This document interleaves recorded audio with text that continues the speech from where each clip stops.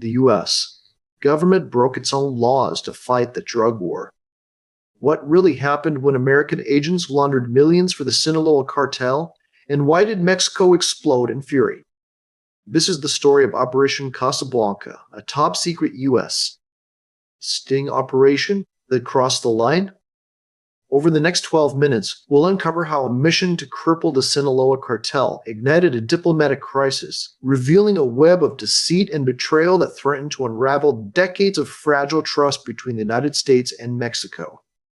By the mid-1990s, the Sinaloa Cartel, led by the shadowy Amado Carrillo Fuentes, controlled vast swaths of the drug trade. Billions flowed across the border, fueling violence and corruption. The U.S.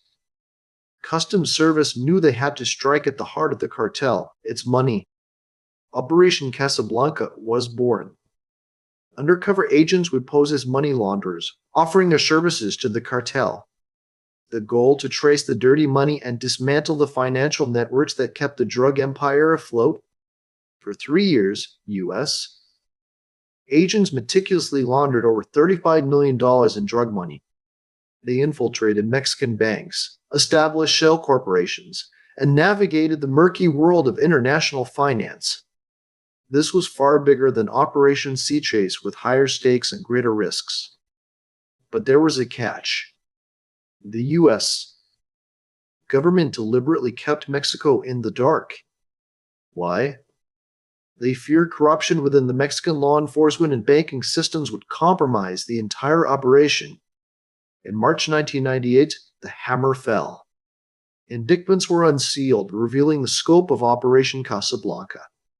Over 160 individuals were charged, including Mexican bankers, money launderers, and alleged cartel members. But the celebration was short-lived. Mexico erupted in fury. The U.S.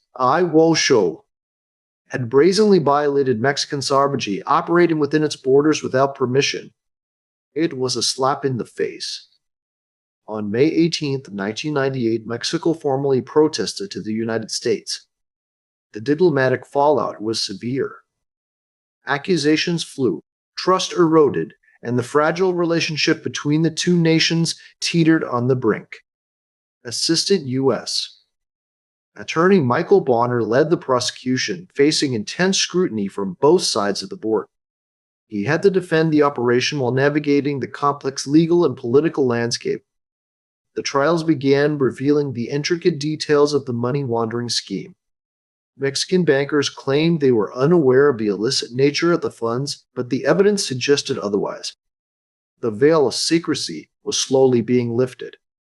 Raymond Kelly, then Undersecretary for Enforcement at the Treasury Department, defended the operation, arguing that it was necessary to protect the U.S. financial system. But the damage was done. The trust was broken. The long-term impact of Operation Casablanca remains a subject of debate. Did it effectively cripple the Sinaloa Cartel's financial operations? Or did it simply push them to find new, more sophisticated methods of laundering money? The story they never told you is how Operation Casablanca exposed a deep fissure in the relationship between the U.S. and Mexico, a wound that continues to fester to this day. Perhaps the most chilling aspect of Operation Casablanca is the question it raises about the lengths to which governments will go to fight the drug war, and at what cost. The secret identity of Operation Casablanca wasn't just about undercover agents, it was the hidden cost to international relations, a cost perhaps greater than the money laundered. Was the U.S. justified in its actions? Or did it prioritize its own interests over the sovereignty of a neighboring nation? The answer, like the operation itself, remains shrouded in ambiguity. What part of this story surprised you most? Subscribe for more. If you enjoyed this, leave a like.